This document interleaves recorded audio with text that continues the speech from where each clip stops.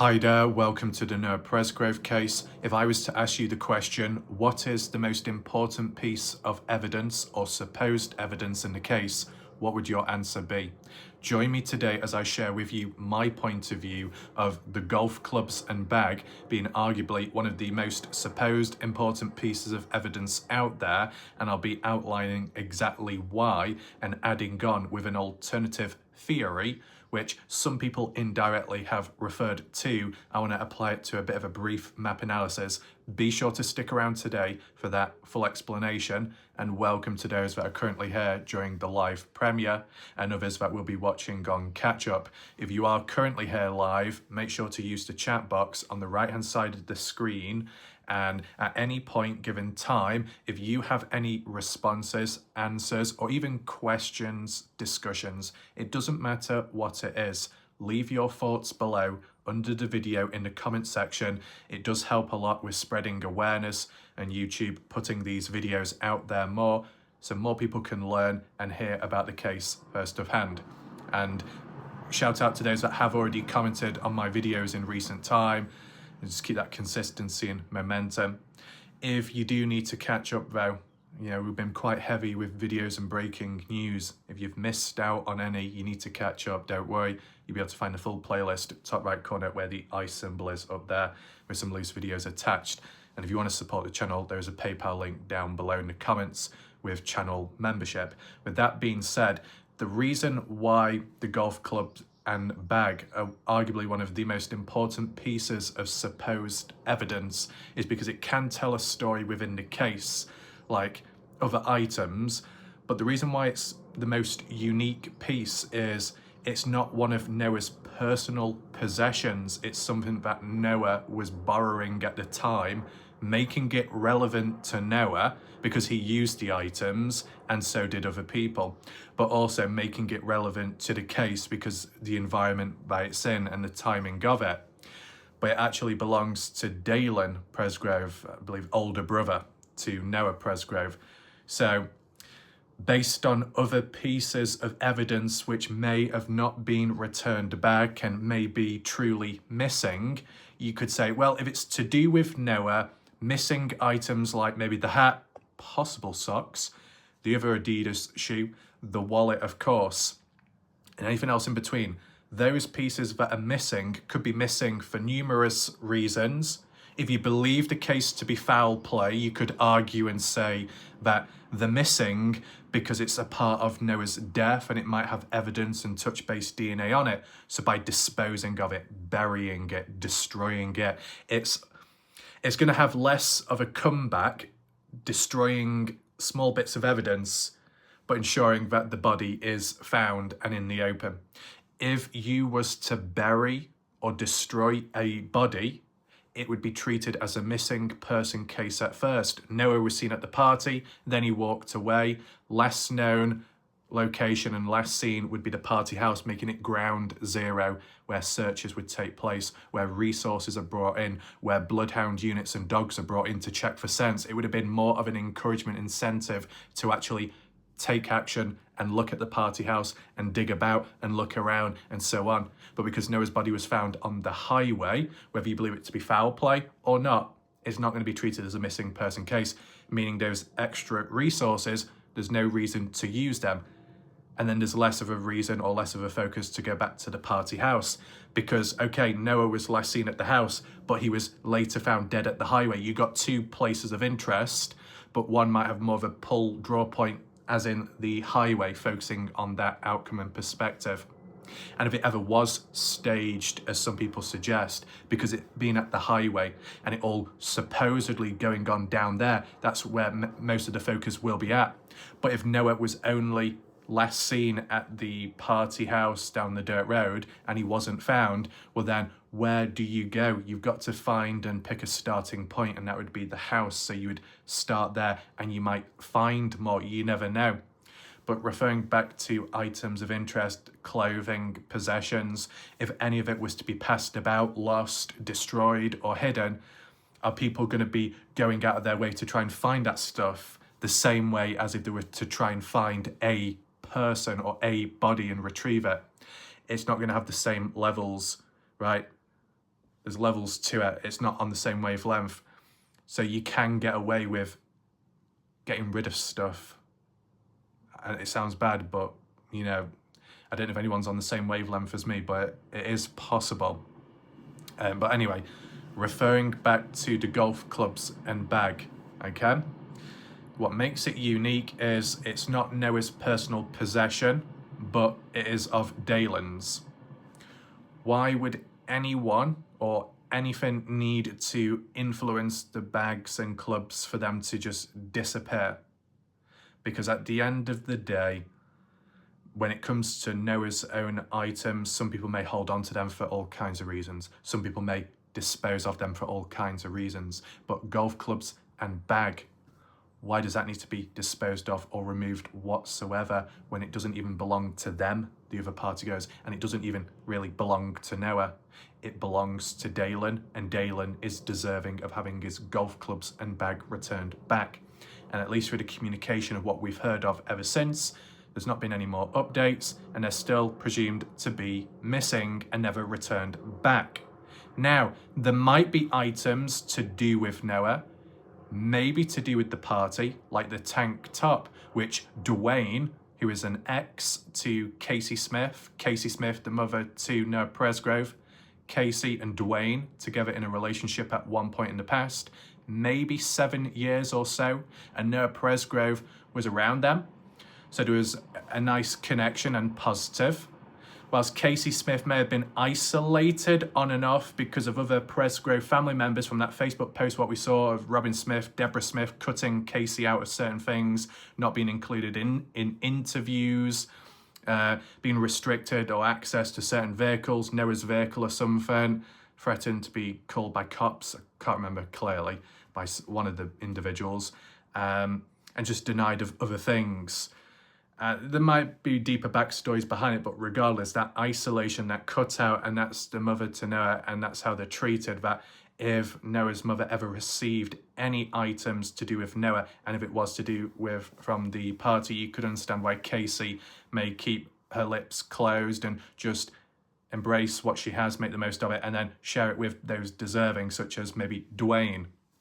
And then other Presgrove family members are left in the dark, but obviously that means there is a breakdown in communication. So some Presgrove family members may know that items have been returned back, the so-called missing ones, but the other Presgrove family members are still in the dark, and those are the people that talk public at times and tell us that they've not been returned back. So if people do have answers in the background, don't do it for the other the additional family members if they've screwed you over, but do it for the general public just to cool things off. But I can understand that certain family members could say, we don't owe the public any answers. We don't owe anyone anything. Well, do it for yourself then. If at any point you felt things were getting too much or there was too much tension or heat from the general public, do it to protect yourself. Do it to ease things. It's like Caden Pressey getting questioned and critiqued left, right and centre. There was opportunities to simply answer simple questions and it just never happened. So it only intensified the situation. You don't always have to do it for someone. You don't always have to do it for other people. Do it for yourself, but it can still benefit other people. It can be a bit of a win-win, but we've not had that. So, okay, some items may or may not have been returned back, but when it comes to Dwayne, how he worded it, I have the tank top. That's how you can interpret it based on the language and wording that he used, as in responding back to someone that was talking about, was the tank top cut up, the tank top from the party? And Dwayne said, well, I've got that, or I have it, and more. And it's irrelevant. Why is it irrelevant? If it's items from the party, key evidence, I think it's quite important in some way or another. The questions are, how did Casey receive those items in the first place, and was it processed by police first of all, then passed on down to the mother? As for the father, Victor Presgrove, what does he know of? We don't really hear much from him, or what he's received, or what he knows in terms of items being returned back. Left in the dark, who knows at this point? But the golf clubs and bag, okay, Dwayne said, yeah, I've got the tank top and more items, possessions of Noah. That could be anything from the party or not from the party, and just in general in life to do with Noah. Clothing, jewellery, and anything else in between.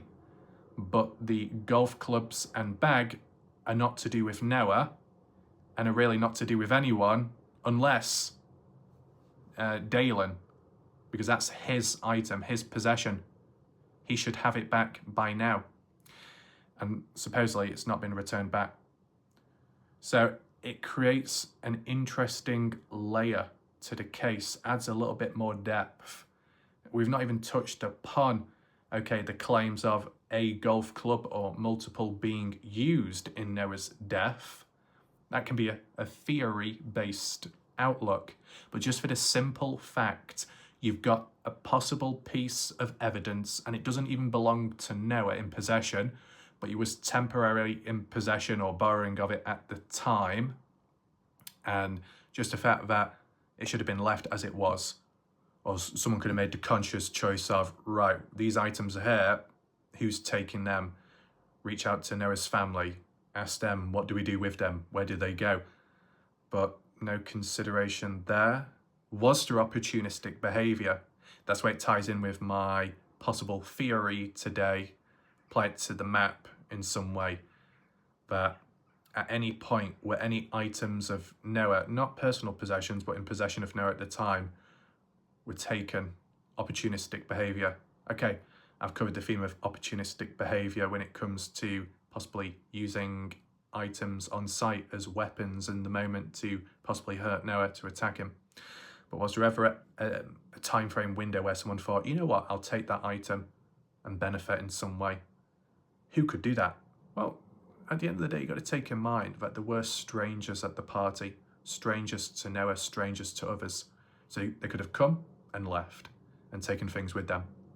If someone like Jack Newton said his hat was messed with by someone, did that someone steal Jack's hat and Jack never got it back? How much stealing took place at the party? What about Noah's wallet? Could that have gone missing alongside with the golf clubs and bag? There's a few little key points that need to be mentioned there, but I'll refer to that on the maps. So you let me know what you think. I mean, the factors and features of the golf club and bag are a temporary possession of Noah at the party, relevant to the party and in the location of it, supposedly went missing once the party had ended. There's no reason for them to go missing because no one else should be touching them or removing them, right? It doesn't belong to them. It belongs to Noah's brother, and in the moment, Noah himself. And fourth, a possible weapon. Not that it was used, but it is a possible weapon. Just see it that way, okay? Noah's top, Noah's shoe, Noah's socks. Technically, you could weaponize them, but realistically, a golf club can be used as a weapon because of what it is, the weight, the force, the swing, the momentum, the head of the club, the different types of clubs, the shapes of them, the edges, the blunt force. I'm not saying that the clubs caused all the injuries to Noah, or just in general, but golf clubs more likely to be used in a situation like that, in general speaking, compared to some clothing, right? If you had these items layered in front of you, you had a hat here, sunglasses there, a shoe there, socks here, and then golf clubs, which one are you going to pick up and use to defend yourself or attack someone? Golf clubs.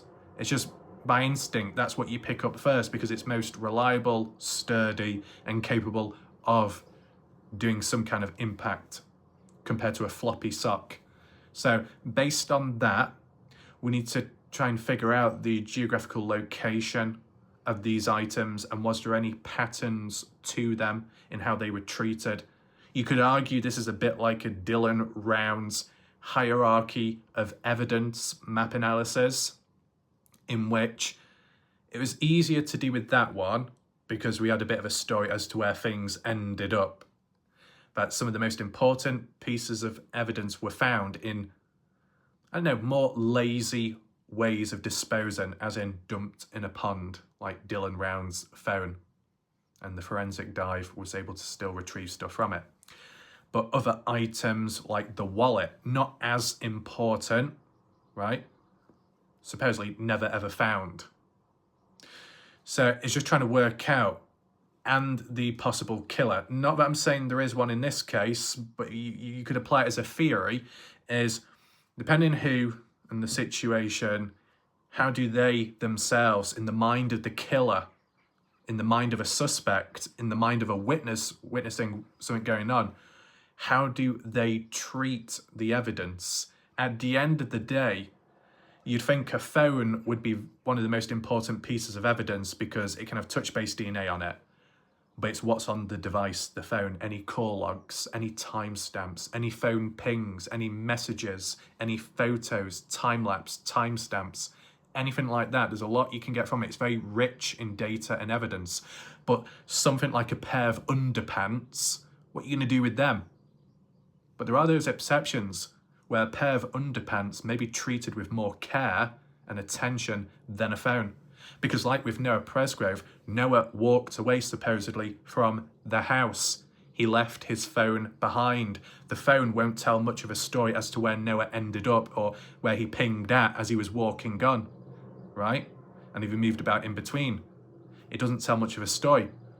But the clothing that he's wearing, whilst it's not rich in data and a forensic dive like a digital device, shorts, underpants aren't going to ping your location, but they might carry more story on the surface as for blood, as for fingerprints, as for dirt, and it could reveal a possible environment that Noah was in at some point. It might not give a time, but it just tells a story. So yes, people may treat lesser important pieces of evidence with more care because it actually was more relevant to the victim at the time of the death than a rich based piece of evidence which was left behind and not present at the scene. I hope that makes sense. Let's head on to the maps now to continue the discussions. Here we are. So maybe we should add a bit of a backstory to the golf clubs and the counterpoints along the way, which have already been suggested online, such as by The Dark Side. Okay, we know by now that they weren't belonging to Noah, but Noah was borrowing them from Dalen. So what was the dialogue like there? Did Noah Presgrove say, "Hey Dalen, can I borrow your golf clubs and bag because we're going to play some golf at the party house"? Did Noah Presgrove tell a bit of a lie there in order to get them handed over? Possibly. Because at the end of the day, based on how Caden described how the clubs were used, they weren't used for golf. No. So Noah Presgrove arrived on a Saturday to the party. As for what time on the Saturday, don't know. Does anyone have answers as to what time Noah attended the party on the Saturday? Came on down in his own vehicle, bed back of the pickup truck, golf clubs and bag in the back. Was anything else back there? I don't know. Did Noah Presgrove arrive clothed with the tank top on? And at what point did he take that off? That we've seen some footage, I think it was Saturday night when Shane D slapped Noah and Noah had the baseball cap on with the sunglasses on top of the cap. And what I'm getting at there, which can tie on with what I was going to say later, is are there certain pieces of evidence that can be grouped together geographically speaking, as in when one disappears, so does the other, either because they come in pairs or because they're attached to one another in some way. If you've got a baseball cap with sunglasses on, if someone was to steal that hat, they're technically stealing the glasses as well, because they're attached. If you had a mobile phone and a phone case, and the phone was in the case, when someone steals the phone, they're stealing the case as well. When you've got golf clubs and a bag, as long as the clubs are in the bag, if you're stealing the bag, you're stealing the clubs too. There's no real manual effort of, I've got to pick this up and then put it in there and bag this up as well. It's just grab and go. So if there was any opportunistic behaviour, it's going to be pretty easy for people to do. Now, would there have been any witnesses, though, about seeing someone stealing items from the party? Who knows? I mean, you can get disasters and terror events in which a person goes about trying to help or posing to help, but actually they're getting close to the victims when they're at the most vulnerable and stealing jewellery, stealing money and benefiting that way. Opportunistic behaviour, it can happen. Right? Same with the party. And with people being drunk, not quite there with it, and others passed out, asleep, resting, someone could just come and go at any given time. I'm also a party goer, familiar with the party, but maybe not so familiar with the named individuals present, and vice versa, so they're able to get away with it a little bit better. It's not a good thing. Does it link to murder though? Does it link to foul play? No. It still leads to a bad action. If someone was to sell the clubs or bag or both, would that link more so to foul play or a possible murder cover-up? I mean, is it a smart idea in selling items which could be traced back to a pawn shop, maybe? I mean, why wasn't Noah's phone missing? If there was other pieces of evidence at the house left behind by Noah and they may have disappeared, may have been sold, may have been buried or destroyed for whatever reason or motive, how come the phone was left kind of untouched? Is it because people knew that a phone can be traced back in some way?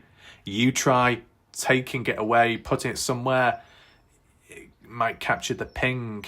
People will be able to find it and then link it back to you. So it's best just leaving that, not touching it.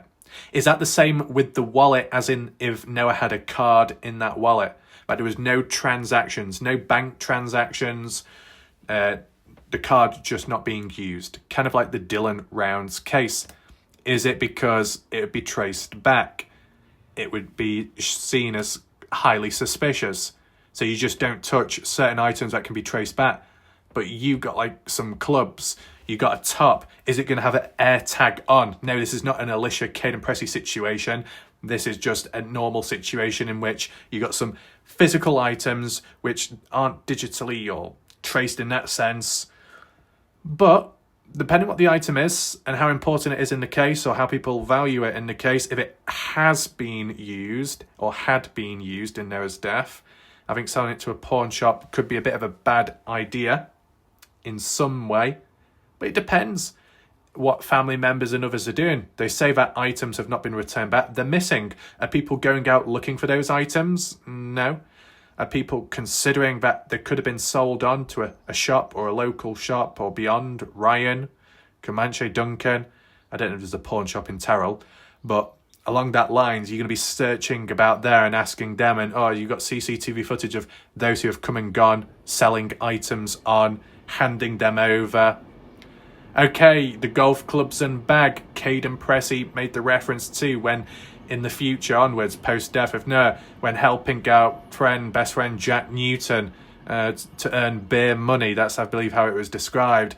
Behind Jack's place of living, scrap pile, searching through the stuff. Caden said a friend of his was there, but didn't mention the name out of respect because also it wasn't at the party. Was that JJ Bumpaz?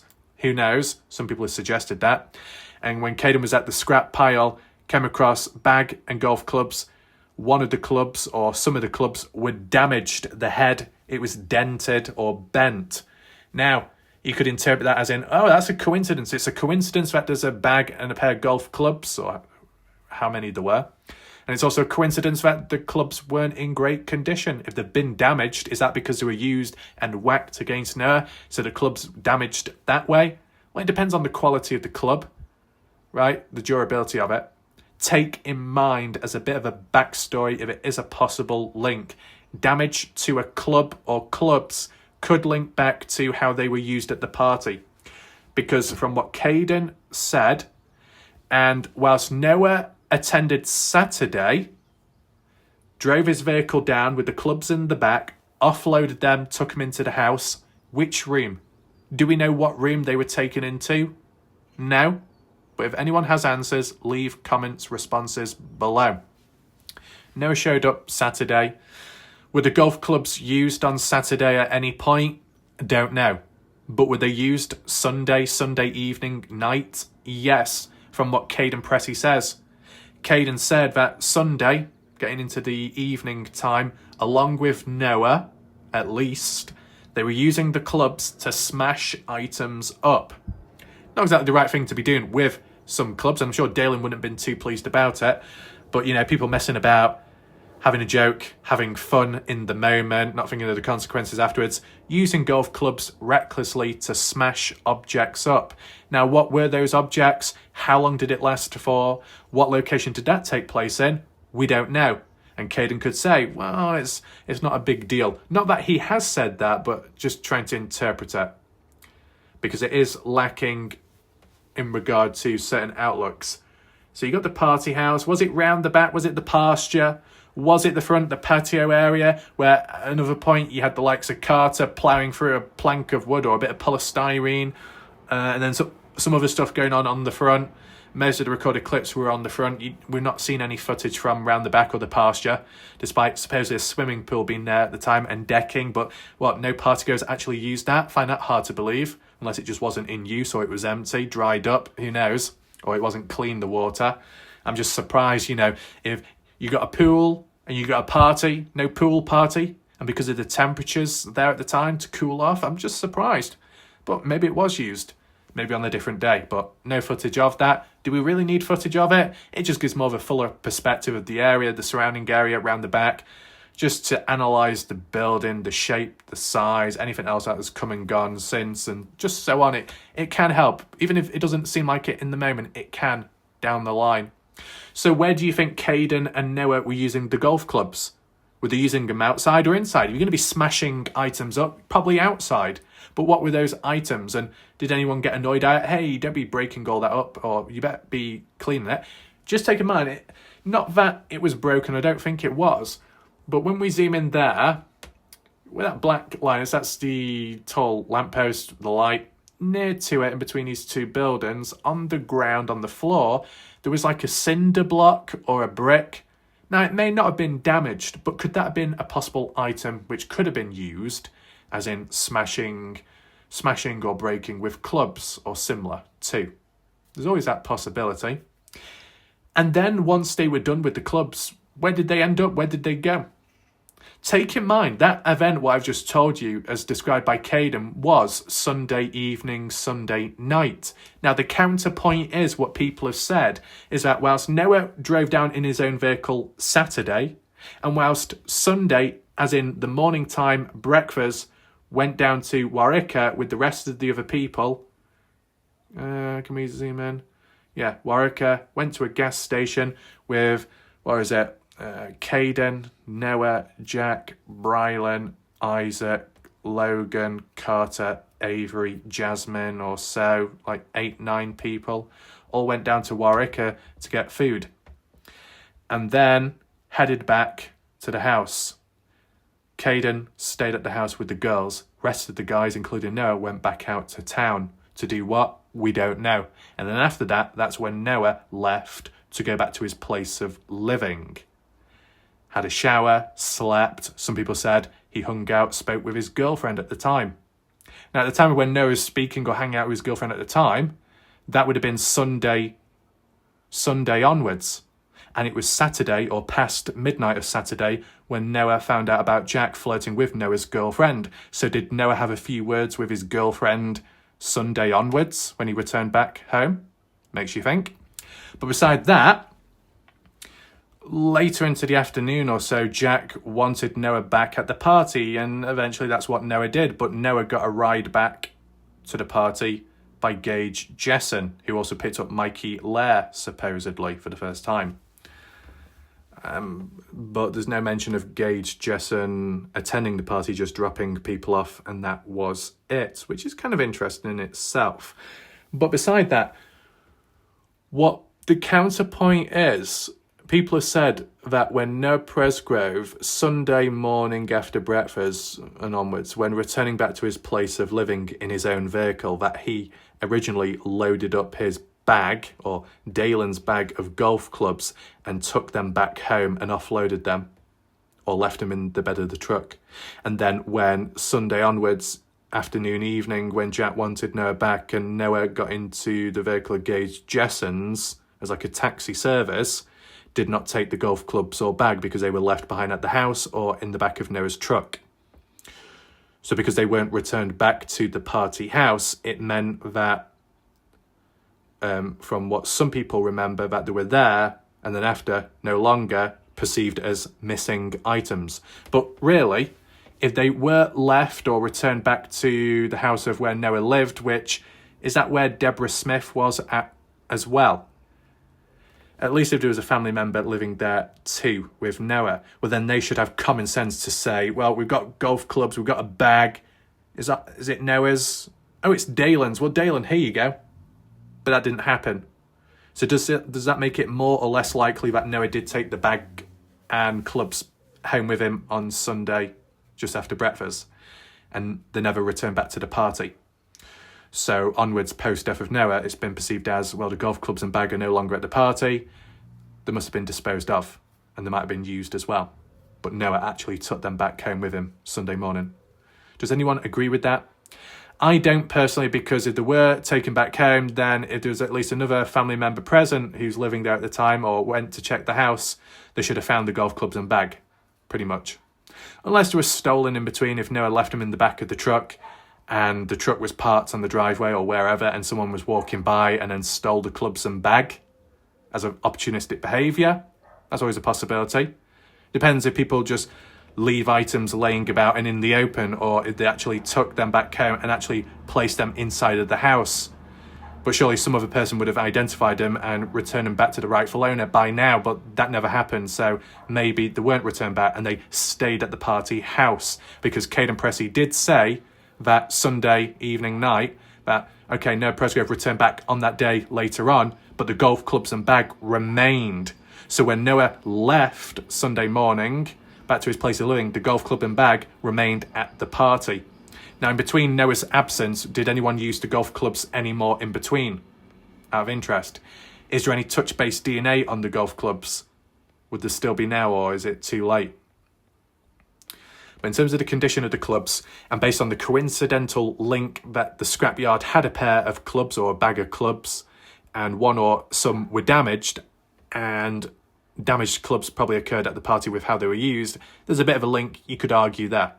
In terms of like what we looked at last night about Jack blowing off Caden when asking about the shorts, if that what supposedly had happened, why would you blow someone off? Dismissive, because it's not important, because it is important and you don't want people get too close to the truth, who knows. Caden said that Jack was a bit dismissive when it came to the clubs. Caden pointed them out and Jack was like, oh, put them back, get on with it. Oh, you're not supposed to see them. Caden said that at a later point in time when he had a convo when Dalen actually came to the house of Caden's to talk things through, whatever that was about, golf clubs bag came into discussion. And I guess Caden made a reference to, oh, I saw that, or something like that. Take in mind, at the end of the day, are you likely to find a bag of clubs at a scrap pile based on the material? Possibly to some extent. The bag itself, maybe not, but the clubs, I guess. Depending the value and the worth behind it, the material of what you can use, break down, melt down, whatever you do. I'm not an expert at that. At the end of the day, Oklahoma in total, but the county itself and the surrounding area, there isn't going to be just one bag and clubs, is there? There'll be other people nearby and onwards that will have bags, sets of clubs. For Caden to pick up on it and think, oh, well, this scrap pile has bags and clubs, there must be Dalen's then. Is that the way of thinking? How can you instantly assume that it's that, or think it is linked to Noah and the party and so on? Just coincidence maybe triggers a memory or a flashback because you remember associating those items with you using them at the party. I get that, memory-based. But what I would say is there anything unique about Dalen's golf clubs or golf bag? Was there an initial, any stitching, any wear or tear, any damage to the clubs beforehand, any marks on the bag, anything that makes it unique and personal to the owner that's familiar with it, that if they were in a shop or looking at a scrap pile and there was thousands of golf bags and clubs, that you'd be able to point it out in maybe a few seconds if it was that unique and personal that it stood out amongst everything else you associated related to it. Would that apply here? Or was it just a generic golf bag with typical golf clubs and anyone else could have them in the area and so on, right? Now, for them to be moved on at a later point and not to be found, because Caden said after he had the discussion with Dalen, it clicked in his head. And Caden said, well, the golf clubs and bag were moved on later, as in, I'm guessing, interpreting that Caden went back to that scrap pile and they were no longer there. That can be for numerous reasons too, suspicious and just normal moving things on. If they were retrieved quicker, would it have told a story? Would it have led to any more leads or getting closer to the case being solved? Who knows? But just a bit of a backstory behind all of that. Now, tying it in with the possibilities of the geography of the items, that could be important too. Like when they were used Sunday night evening, were they used outside, and were they taken outside, and when done, were they left outside or were they brought back in? And then from there on then, when the party ended, depending on how you interpret that, because the wrongful death lawsuit words it one way, Caden Presley words it a different way. I can't remember which way round it was, but you would think that the party may have ended the moment that the announcement of Noah's death occurred, because you got to take in mind that on the Monday of all days, okay, you had the Labour Day weekend celebration, but on the Monday, it was Avery's birthday, making it even more important and more to celebrate, right, and have fun. But you wouldn't think it'd be the end of the party when it, metaphorically speaking, it's like the beginning of it, because it's someone's birthday now. Celebrate it, have fun. But maybe that was cut short. It was cut short. It's okay saying the party ended, but did it end abruptly? Did it end at the correct time, or was it ended because of the news of Noah's death? If Noah's death never occurred, would people have continued partying on the Monday, all throughout the day, or for so long, and then would people be going back home, going to work, school, whatever? Who knows? That's kind of unknown because it's not really been cleared up. So it depends how you define it by at the end of the party, once the party ended, because Caden says in those words that that's when the golf clubs and bag were missing. Or should it be better worded as, once the party ended and then became more conscious of what's around us, that's when I noticed and realised they were no longer there and missing. Do we actually know at what point or time they actually went missing? You may know of a rough estimated time as to when you realised they were no longer there. But what's the true time of when they were taken, removed, before or after Noah's death? If it's before Noah's death, not that suspicious. If it's just after Noah's death, more suspicious because of the timing. People measure it based on like the vehicle or the side-by-side when it comes to Jack Newton, as in the Facebook marketplace and selling it on there. But was there a level of urgency to get rid of it as soon as possible? Nope. And whether it was listed before or after the party and so on, or during the party, if you were disposing of evidence and you were desperate to get rid of it, would you be putting it on Facebook as example, where it can be seen by public people? Why not do it in hand, in cash, or something where it can't be traced the same way? A little bit more dodgy in a sense, but if you're trying to get rid of evidence, you think you'd do it with a level of urgency. But that listing went on and on. I think it may have been in March when it was finally sold. Could be wrong. But it's just these little factors you got to take in mind, right? If items of Noah or items of Dalen in possession of Noah at the party were removed, taken quickly and abruptly, could raise a few eyebrows.